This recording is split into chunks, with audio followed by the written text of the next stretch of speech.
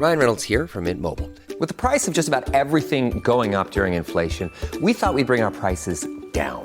So to help us, we brought in a reverse auctioneer, which is apparently a thing. Mint Mobile Unlimited Premium Wireless. How to get 30, 30, bit to get 30, bit to get 20, 20, 20, bit to get 20, 20, bit to get 15, 15, 15, 15, just $15 a month? Sold! Give it a try at mintmobile.com/switch. $45 upfront payment equivalent to $15 per month. New customers on first 3-month plan only. Taxes and fees extra. Speed slower above 40 gigabytes. See detail. North Korea partners with Russia against Ukraine. IG has a cool tagging system. We're going to give some business updates on Netrunners, and we're going to talk about no-code and low-code platforms. Enjoy. Were you calling to me from outside of a dream? I wanna live. I wanna love you a little longer. I was invincible many years ago when I was so much stronger. Thank you so much for tuning into the Age of Jeremy. My name is Jeremy Quintanilla. I'm the host. This podcast is all about my entrepreneurial endeavors and sharing what I'm learning along the way with each of you. And every once in a while, we'll have some podcast interviews, supposedly. So just make sure that you like and subscribe to this podcast. If you're listening to it right now and you're not subscribed, subscribe to it. If you like it, give it a rating, share it with a friend, get it in front of more people, whatever the case is, because it's going to be going on forever and ever and ever. A few things if you could do for me right now, just follow me on all social medias at Age of Jeremy, more specifically Instagram. Go into the profile, go to my dope updates, which I'm going to change to dope insights and updates for right now as we move towards a better name for it. Inside of that dope insight and updates channel, you can get access to the things that I'm investing in, the more business insight into things that I'm doing, additional information involved with these podcasts and other information and background stuff that I want to give to you. So it gives you a better experience of all of things that are going on inside of the businesses, because that's the whole point. Is I believe that everybody can start a business, everybody can do a side hustle, everybody can get up and running. They just need to be able to have information to help them do it. And that's what the dope insights and updates will help you do. Also, I'll be asking questions in there. Make sure that you ask back or answer back. If you want any questions answered on this podcast inside of that dope insight and updates channel, you can ask those questions. I send it out every week. Just answer or give back a question that you want, and I will ask it here on this podcast. The last ask that I have for you, you could go over to Instagram at Age of Radio. Go ahead and follow Age of Radioverse on Instagram. It's at Age of Radioverse. We have a show every Friday. It's called Mercury. It's about podcast news, gaming news, pop culture news. We're working on making that show even better and getting more and more fun information out to you. And our podcast hosts will be either doing special shows with our podcast hosts that come onto the Age of Radio podcast network, or they will be on that specific show to kind of talk with us about the stuff that's going on in, I guess, pop culture or geek culture. So we're really excited about that show. We've been doing it for weeks now.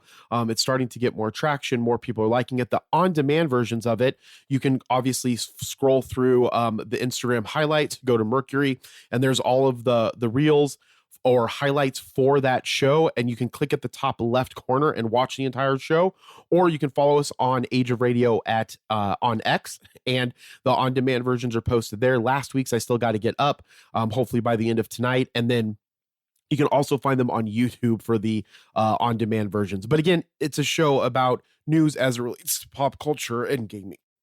All right, so to kick off this episode, let's talk about what's going on in the news. This is breaking as of Sunday, November 17th, 2024. If my good friend Chuck is listening to this, happy birthday, friend. I'm glad that we are doing stuff again and hopefully making music together here in the future as well. But November 17th, this is breaking from Bloomberg. U.S. is nearing a decision to let Ukraine hit some targets in Russia.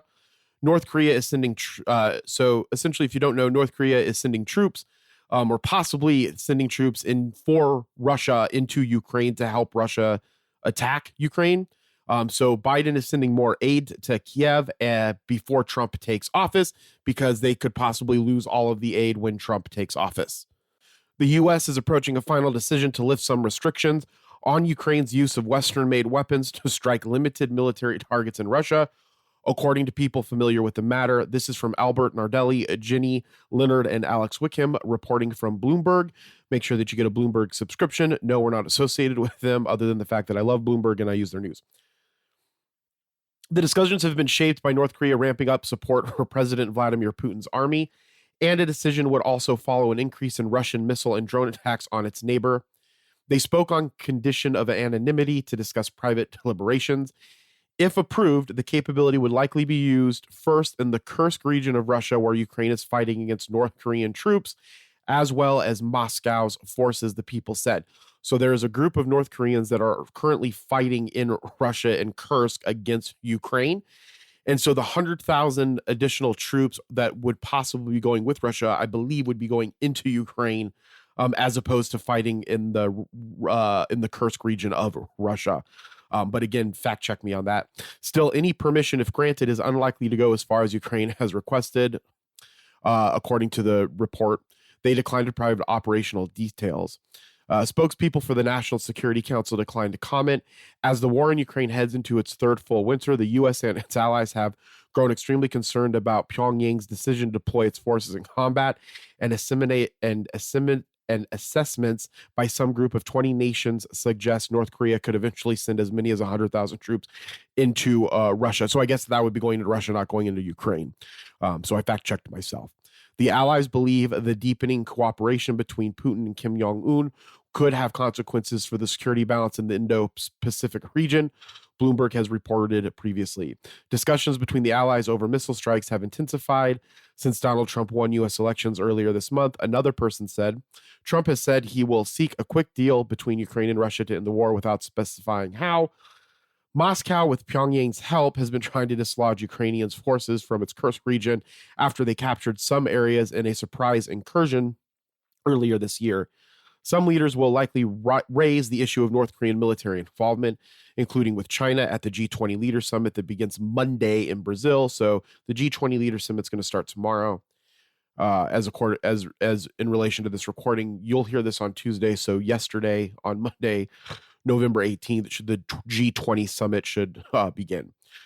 Pyongyang has also supported Russia with millions of rounds of artillery ammunition and other weapons. The U.S. is expected to adopt more sanctions against North Korea before President Joe Biden leaves office. Some people have said that that's the case. Ukrainian President Vladimir Zelensky has long pleaded with allies to allow the use of Western weapons to strike military targets deep into Russia. He's argued that the decision would enable his country to better defend itself against the barrage of attacks targeting its crucial infrastructure and cities. Some allies believe the move would make little difference on the battlefield and is not worth the escalation risk. The Biden administration has said it will send as much aid as possible to Kiev before Trump takes office in January. So from Ukraine winning this war, I think that they need to use Western weapons. I think what's going to happen is we're going to end up, if they end up using the Western weapons now, it's going to anger Russia, and it will intensify our relationship with Russia, along with North Korea being involved with this war. I don't know how that plays into the part that China wants to continue strengthening its relations with the U.S., but also has a relationship with North Korea and Russia.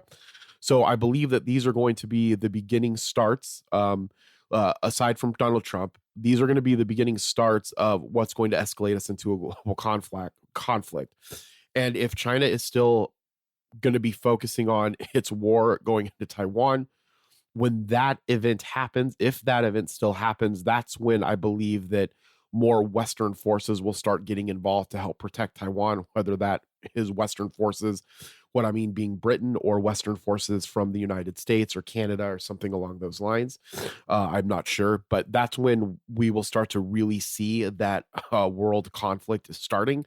If we look at it right now, we're currently, I believe, in the beginnings of World War III, or World War III has already started. And these events that have taken place with Russia going into Ukraine and Israel attacking the Palestinians or in the Gaza Strip, or Hamas in the Gaza Strip, a lot of these events and the events that started before that were really the beginning catalysts of World War III.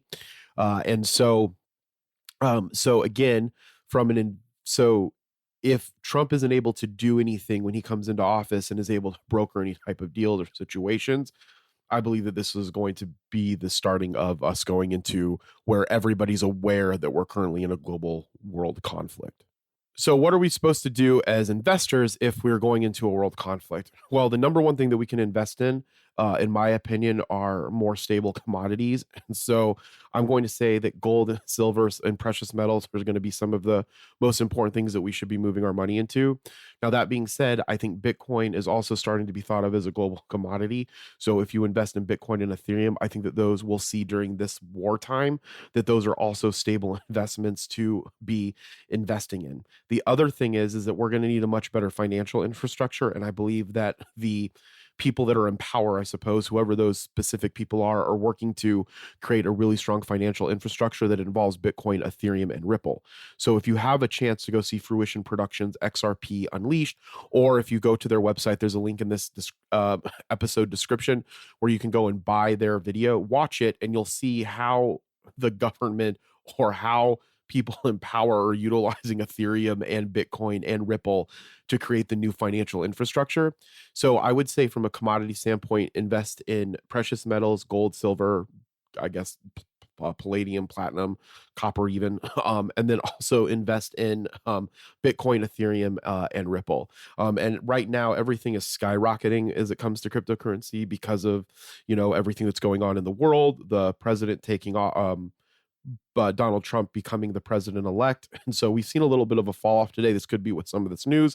It could have been over pumped yesterday or over last week, and it's balancing itself out. But we're going to see a rise in a lot of these cryptocurrencies. So I would start educating yourself on cryptocurrency, start educating yourself on precious metals, and then also start educating yourself on government bonds. Whether those are U.S. bonds or other bonds, you want to find the safest bonds, invest in those, and those will hold a lot of their value in a wartime. Then there's going to be defense stocks, obviously. They're going to pump during wartime, and that's going to be important because they're going to need to make ammunition. They're going to need to make missile systems. They're going to be able to make aircrafts and so forth. So Warren Buffett, he started putting more money into defense stock, obviously, because we're getting ready for a world war. So I'll put something together of some of the defense stocks that I think over the next couple of weeks would be beneficial that we can invest in, and then maybe hold them over a 5-year period or something along those lines while we see what happens, because some of this could subside when Trump first goes into office. And then based off of the policies that they have in place, it could start to escalate again later on. So it's not like you just want to look at it and then the war goes away and then not invest in those. So we want to find some good defense stocks. I personally will not invest in defense stocks from a religious standpoint. So from a Buddhist standpoint, I will not make money from anything that harms or kills other people. So I won't personally invest in defense stocks. But again, that's just my personal religious belief. I will find some defense stocks and put them in the Dope Updates channel for you guys to research and to invest in. And then the last thing is obviously real estate. Real estate should be a part of your portfolio anyway, whether that's physical real estate or paper real estate. So start investing and looking into real estate. But again, I know that the first part of that sounded horrible with us possibly going into a world war. But again, if we're going into a world war, we want to be pragmatic about it and we want to take advantage of the situation. So start investing in diversifying into precious metals, golds, cryptocurrencies, government bonds, defense stocks, and real estate. But again, I will not personally invest in defense stocks. We'll be right back. All right, let's talk about a feature that exists inside of Instagram that I started to use. Ready to launch a career and future you can be proud of? Welcome to Merrill, where an industry-leading advisor training program will help you get licensed. And with lead gen support from Bank of America's vast customer base, you'll get the referrals you need to establish your own practice. It's time to see your career charge forward with Merrill. Apply now at careers.bankofamerica.com. Copyright 2024 Bank of America Corporation. This episode is brought to you by Etsy. Oh. Hear that? Okay. Thank you. Etsy knows these aren't the sounds of holiday gifting. Well, not the ones you're hoping for. You want squeals of delight. Happy tears. How did you? And spontaneously written songs of joy. I am so happy. Oh yeah, oh yeah, oh yeah. Okay, the song needs a bit of work, but anyway, to get those reactions, make sure everyone on your list feels heard with handmade, handpicked, and designed gifts from small shops on Etsy. Gifts like personalized jewelry, custom artwork, cozy style items, vintage pieces, and home decor to celebrate all of your favorite people and their specific kind of special. For original gifts that say, I get you, Etsy has it. Again, the second segment of the show is always about something that's going on in social media that I'm learning about or interested about. And one of the things that I've started doing is in talking to more people via Instagram and through social media. And Instagram has a cool feature. I think that they need to do more with it. But if you go to your profile, if you go to your home and you go to your messenger link in the top right hand corner, you can see the people that you're engaging with. So let's say you try to message someone or you bring up someone in Messenger. So for example, I'm looking at a friend. Let's see. So it's Sim. Hold on, let me see her full handle. So it's Sim, and then it's Sim Arlin 500, SIMARLIN 500. I'll be interviewing her at about 12:30 Arizona time at Glendale LibCon, live on Age of Radio Instagram, at Age of Radioverse. She's a cosplayer involved. I should probably double check her pronouns. So yes, she is a cosplayer in Arizona. She's part of AZ Wonderland. It's a group that gets together and they cosplay characters from Twisted Wonderland, which is a Disney Japanese game that's really fun. You should go and play it. I have it downloaded. I've played it for a little bit, but I do want to play it more. So the point is, so I have her on Instagram. So when I messaged her, there's a tagging system at the top. So at the top, you have the ability to call in their Messenger profile when you get them into Messenger inside of Instagram. There is a video, and then there's a tag button. So if you hit that tag button, you can flag them as something in some relation. Now, you can't create your own tags. That's what I wish that you could do. And you might be able to do that in Business Meta's Workforce or whatever it is that they have. But you definitely want to utilize this feature. So like I have her as, I'm going to put her as, so I've kind of been using flagged for people that I want to continue that relationship with. So I'm going to flag Sim. But if I go back now, next to her name in the right, there's a little orange little flag. So I know that I have them flagged. So those are going to be the most important people that I want to reach out to. The other thing that you can do is if you're talking from a business to business standpoint or just a business to consumer standpoint, or you want to have them as a lead, right? That either maybe I want to get leads on my Age of Jeremy show from Instagram, I can go in there, I can tag lead. And when you do that, it will show up underneath their name. It'll say lead so that you can go ahead and make sure that they stay as a lead so that you can find them again so that you can continue the conversation. And so it's a really good way through Instagram and through social media to start building those relationships. Because one of the things that I continuously talk about is that we really want to focus on building strong relationships through social media, one, and then also two, moving some of those relationships into in real life events where you have a great, strong relationship with that, individual, and they become your friends. And again, not only from a business standpoint, that's important, and a networking standpoint, that's important, but building strong, vulnerable relationships with people that you meet on social media can really help get rid of this sense of loneliness that we have inside of our society because of the way in which we are always working and the way in which we are not focusing on the things that we want to focus on that are making us, happy. So again, you go into Instagram, if you go into the profile, you can start tagging them in different leads. Before we go to the break, I want to talk about updates that are going on in the business. So again, one of the biggest updates that I want to recommend to you guys to do again is to make sure that you go over to Instagram at Age of Radioverse. Make sure that you follow Age of Radioverse. Set your notifications so you get notified when we go live, and make sure that you're being a part of all these cool interviews that we're going to be focusing on doing moving forward and growing the Age of Radio brand. If you have a podcast or you're interested in being on the podcast network, some of the things that we do that you're going to start seeing and hearing a lot more of is that we advertise your podcast, we promote your podcast, we distribute your podcast, and we try to get it to grow, and eventually we try to get it to monetize. Monetization in the ad space has changed, and I need to change with it and do a better job at finding new businesses to come in and buy advertising space on our network. And so that's one of the biggest focuses that I'm going to be doing, along with us selling our life insurance. And with both of those things, the biggest things that have to do with that I'm focusing a lot of my time on is relationship management and sales. And so when you're doing those things, one of the biggest changes for me is making sure that all of that's staying organized inside of LinkedIn Sales Navigator, making sure that's all organized inside of our HubSpots, and setting blocked time to continue to work on it. So those are the main updates that I've been working on as it relates to Q Financial and Age of Radio. The other thing that I've been doing is I want to make an arm inside of Q Financial that really focuses on utilizing astrology for investment theses, and what they're going to invest in based off of astrology, building portfolios that are based around astrology. So I've started researching and reading more back into financial astrology. And what I really found from reading I spent the yesterday sitting eating some pizza and reading financial astrology before I went over to a friend's house for bingo. And what I find is there's a lot of statistics and economic, theses and ideas that are a part of it.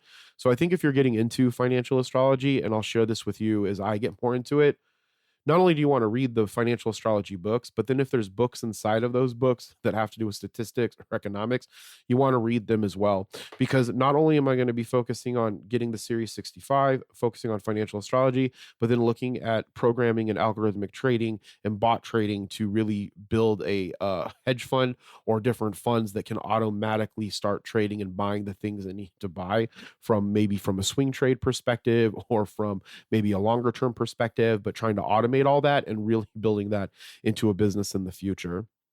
So those are some of the biggest updates.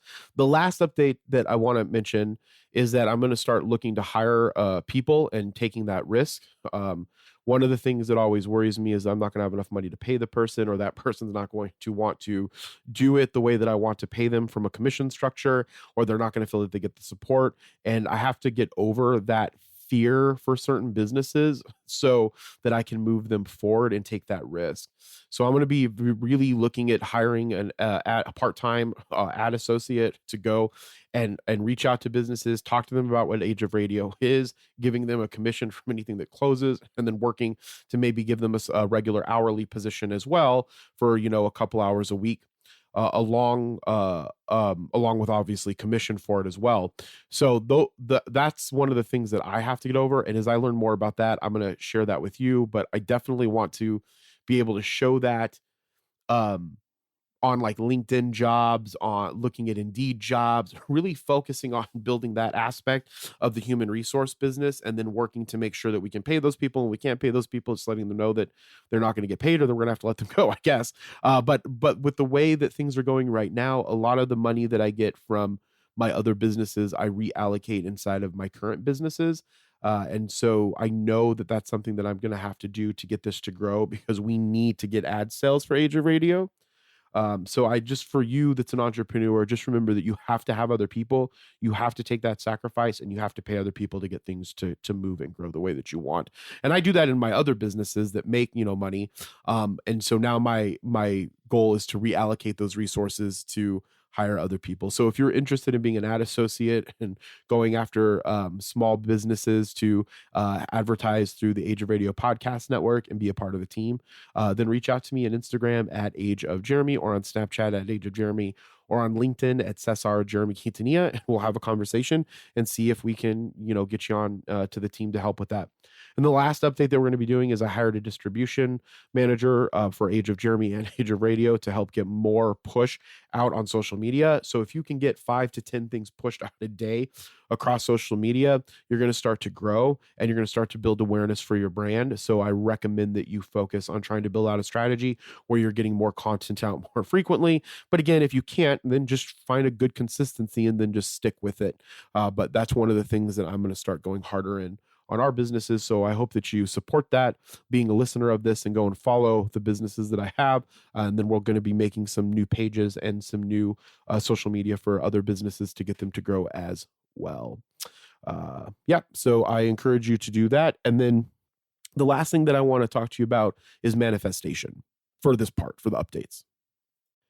I've been really focused on trying to get back to some of the regular, traits that I had, or activities that I had, apart from. So sometimes being inside of a group of other people, you kind of like get an idea of how they do certain things, and you see them being successful, so you want to replicate some of those. But then looking at some of the things that I did that made us, successful as well, I want to make sure that I'm doing that as well. And so one of those is doing a lot more manifestation with visualization on my vision board. And then having something that you look at on a regular day. So this is from CJV, but this was an activity that I used to do in the past. It's just a little bit different. So I implemented it with the thing that Siege Coach JV talked about to our team and our insurance agents. And it's the Gale, not Gale. It's the Nightingale. I forgot the gentleman's name. Just look up Nightingale and manifestation and you'll find I forgot his first name. But essentially you get a little card. I have an index card that's green. On the front of it, I have a prayer that's from Matthew chapter 7, verse 7. Now I don't say amen at the end of it. I vibrate Namo Amida Butsu or Namo Amida Butsu. So you vibrate it. And so on it, it says, ask and it will be given to you, seek and you will find, knock and it will be knock and it will be opened to you. So ask and it will be given to you, seek and you will find, knock and it will be opened to you. And then it's Matthew 7:7, and then you say amen, or in my case, Namo Amida Butsu, and I vibrate it. On the back of it, you put a date. Usually do this for 30 days. I did it a lot longer. I missed one day already, so I have to start over again actually, I didn't miss a day. As long as I do it today, I'm good. And on the back, in the front of it, you read the incantation or the goal and you visualize it. I'm not going to read it because you don't want to share it with anybody, but then I keep this in my wallet and I've been doing it nonstop. And what it does is not only it manifests the thing for you, but really what it's doing, in my opinion, if we think about manifestation and magic, is that it's realigning you to be doing the thing that you know that you need to be doing to get you to where you want to go. So for example, doing the podcast right now, I got up in the morning. I was like, hey, I'm going to knock this podcast out. I'm going to go get some food, and then I'm going to watch the Suns games. Then I'll probably work out a little bit, and then I'll watch the ASU game, and then I'll do some other podcast stuff, and I'll do some illustrations. But the point is that the motivation was a lot higher to get up and start doing more work on today because of the fact that I've been looking at this and reading this, and the goal of what I'm trying to accomplish, I have to do those activities. So magic really changes you as a person. It doesn't really change the outside world. It changes you. And then therefore, because of that, it changes your outside world. So I would encourage everybody to do this. If you're part of our insurance team, there's an on-demand video you can watch. If you want to be a part of our insurance team, there's a link in my episode description. We'll set up a consultation and you can learn how to be part of the fastest growing insurance agency in world financial group history. We'll be right back. Blinds.com is kicking off the savings early with Black Friday mega deals all month long.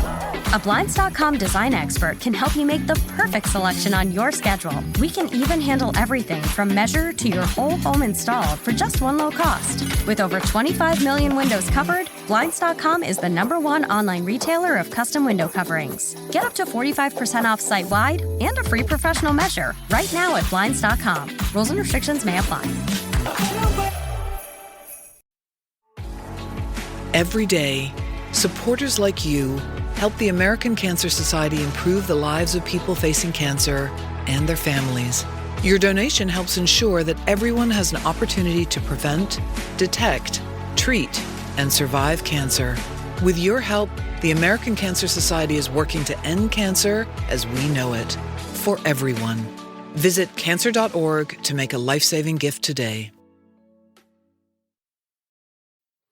I've been thinking a lot about programming recently because of focusing on getting the Age of Radio podcast up.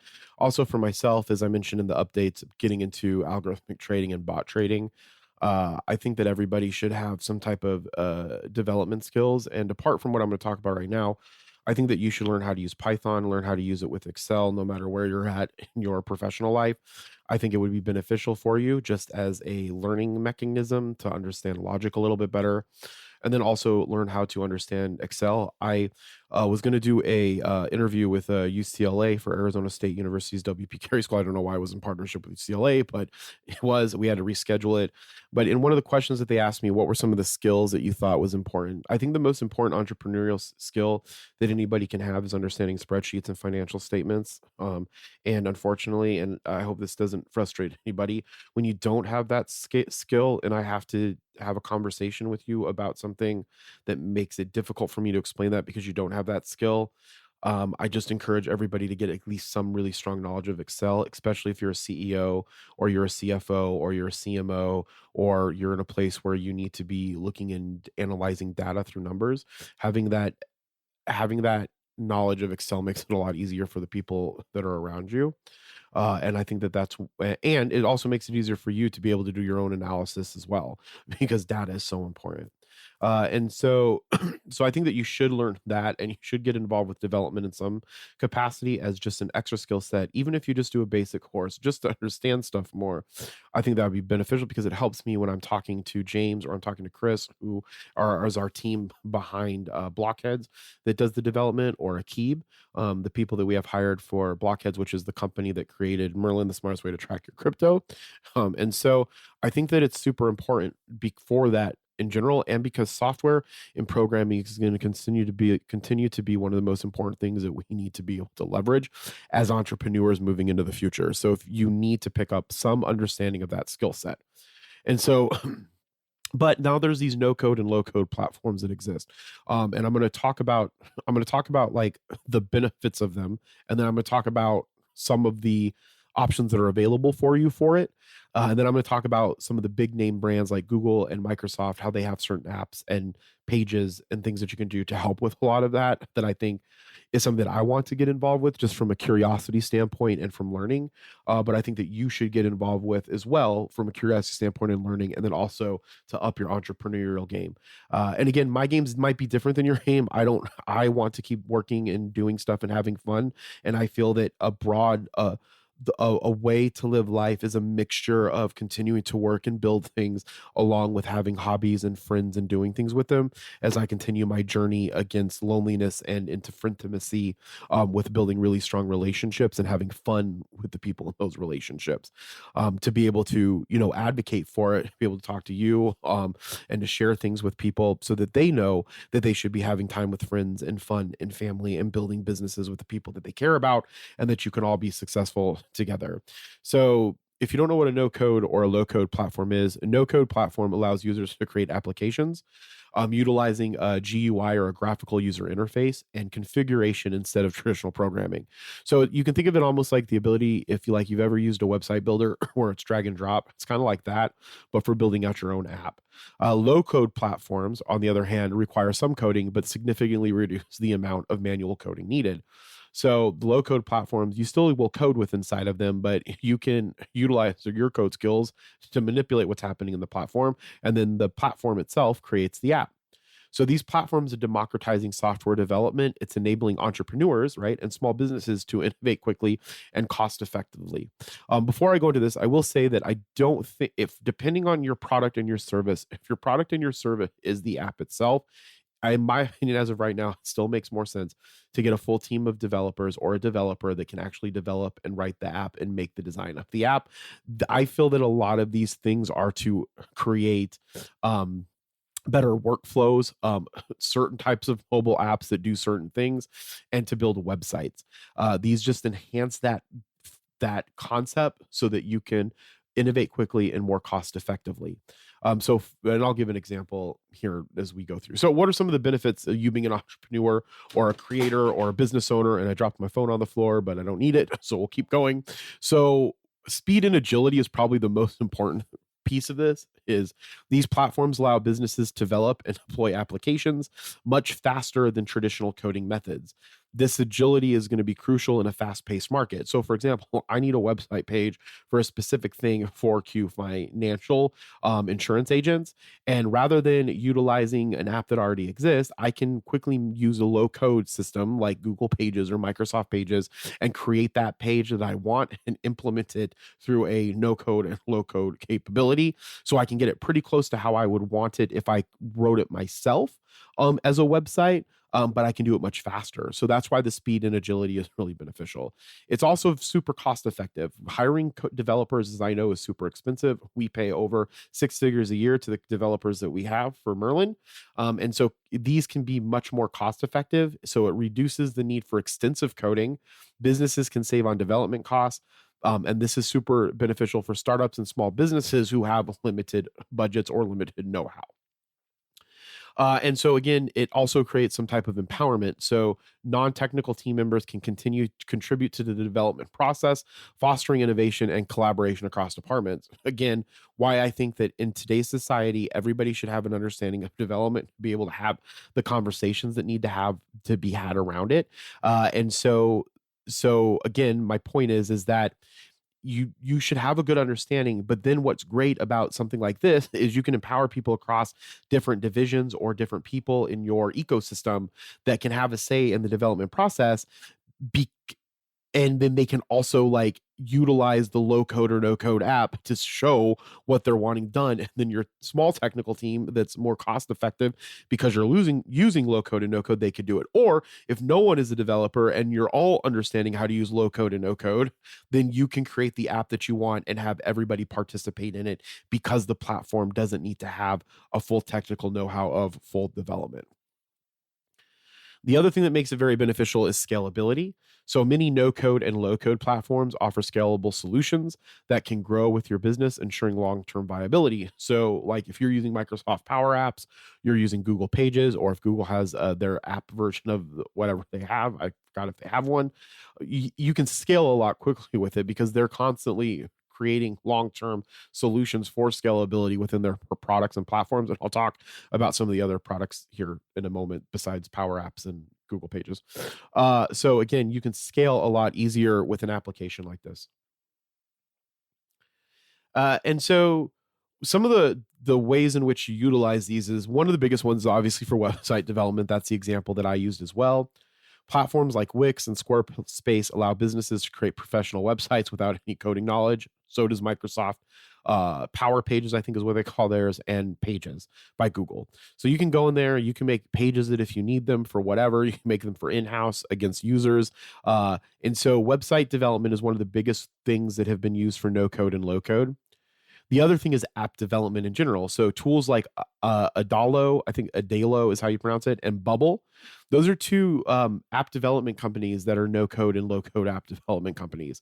They enable users, you can build mobile apps and web apps with drag and drop features. Now, are you going to be able to customize it exactly what you want? Probably not, but you can get something off of the ground. And if it's something that's not the main product that you have, it's a supplemental product, these are very, very good options for you to be able to use. Or if it's a product that doesn't need to be completely custom tailored, such as our Merlin application. Then you have automation applications such as Zapier or Microsoft Power Automate. Or Integromat. They help businesses automate workflows. We use Zapier. I use Zapier and Power Automate all the time. That's how we're able to create really strong workflows to get things done. And you don't have to know how to develop. Unless you really want to go into development, you can learn how to do that with Power Apps development, but Power Apps makes it really easy for you to create functionality through workflows. And then there's internal tools like Notion and Airtable that can be used to create custom internal tools for project magic. We use all those all of the time. And you can do really cool things with Airtable and Notion to create exactly what you want in their app without having to be able to do any coding. So some of the things that you can do if this is something, if you're a creator or a small business entrepreneur and you've had an idea or you need a tool or something along those lines, you need to identify what it is that you need to accomplish. So for me, like I need to have a place where my licensed agents can go and get information. And I don't like the current systems that are in place, but I don't want to develop the system completely, from the ground up with programming. So my goal is to find a place where insurance agents can go get information quickly without using another product, and that's available for them quickly on the internet. That's easy for them to find. And so I know I'm going to be trying to use that through Google Pages or Microsoft Power Pages. But the first thing that I did was I identified the need. I have to determine what it is that I want to achieve with the platform. And I want to figure out if I'm building that for customer facing, if I'm automating an internal process, or if it's for something else. Then you need to choose the right platform. That's where I'm deciding right now between Microsoft Power Pages and Google Pages. You need to research and select a platform that fits your need and budget. Many platforms offer free trials, so you can try a lot of them out before you start to commit. And we're working on something with that for Age of Radio, for Zapier as well, and for Q Financial to make a process a lot easier. Then you need to learn and experiment with it. So again, learning is one of the most important things and skills that you can have as an entrepreneur and business owner. So you need to understand that you need to take advantage of online tutorials, traditional program schooling, and resources to learn how to use the platform that you're using. In the music industry, we have like a saying for this is that you need to learn your tool better than anything else. So like Cubase, I need to learn more about Cubase because I use it on a regular basis. If you get a keyboard or a synthesizer, no, people usually don't spend a lot of time learning the intricacies of their, technical product. And so the same goes in music. It's a really big problem because people miss out on a lot of opportunities with their software and with their hardware. And so really good musicians and really good producers, they really know how their product works in and out. And you can see the ones that have been successful know their shit in and out. And then they utilize those tools on a regular basis. And so you need to do the same exact thing when you are utilizing any type of software for business. You want to learn the intricacies of it. And I fall into this trap too with software.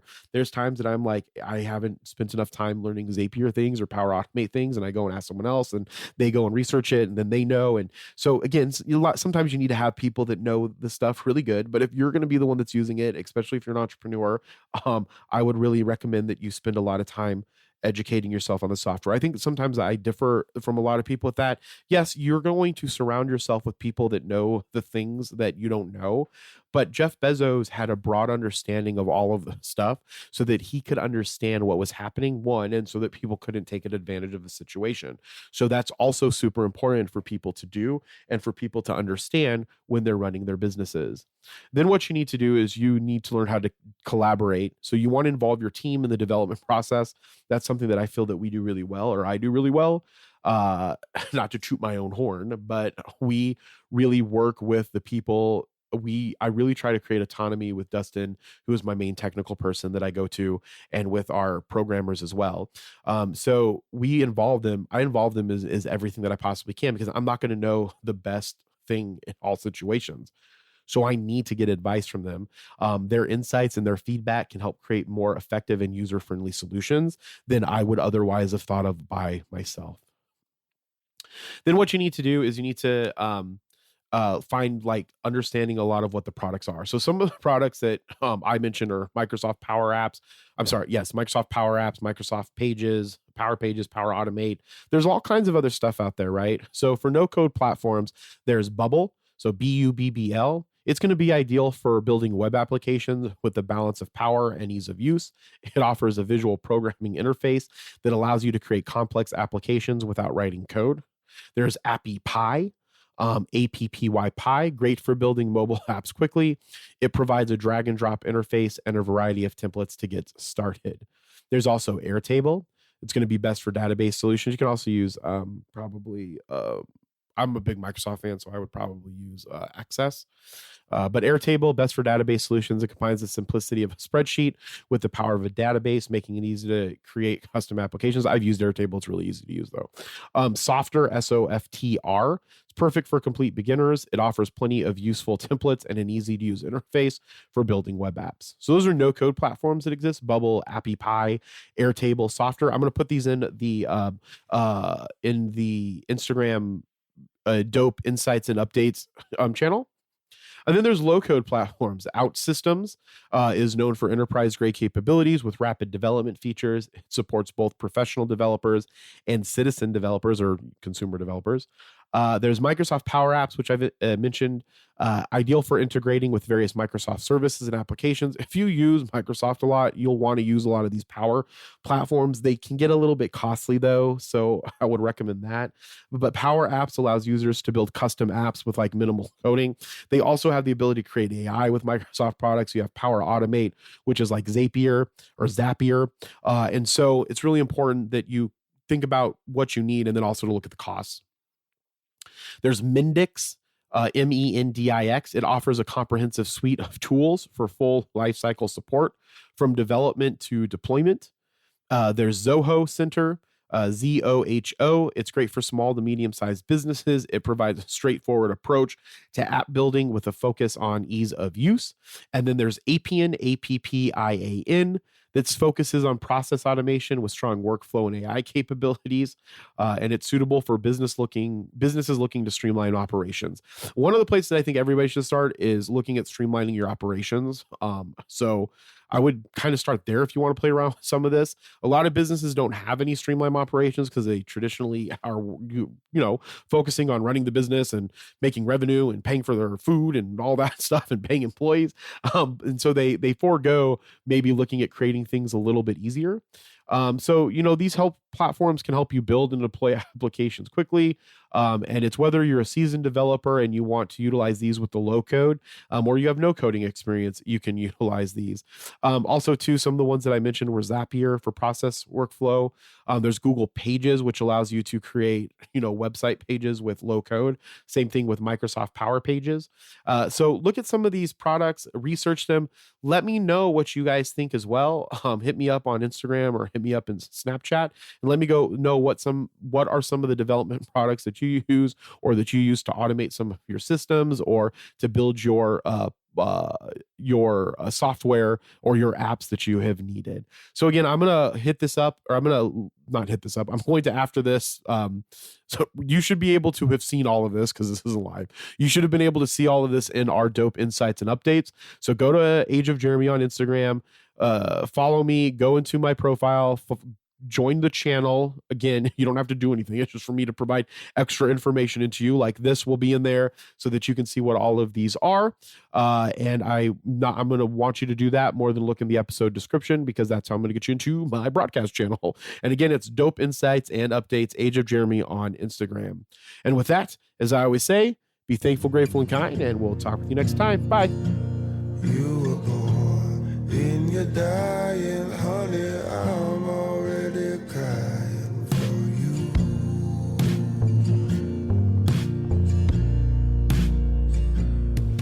Thank you so much for listening to The Age of Jeremy. My name is Jeremy Quintanilla. You can follow me on social media platform at Age of Jeremy, except on X, it's at Age of Jeremy Q, and on LinkedIn and Facebook, it is Cesar Jeremy Quintanilla. If you liked this podcast, make sure that you give it a rating. If you didn't like this podcast, make sure that you give it a rating. Share it with a friend. Subscribe to it. Do all kinds of cool stuff with it. Recommend it to people as a stocking stuffer. I don't know how you would specifically do that for the holidays, but try it anyway for fun. The opening song was Positive Charge by Gaslight Anthem. The closing song was Gardens by Trevor Hall. I'm recording into a Neumann KSM 104.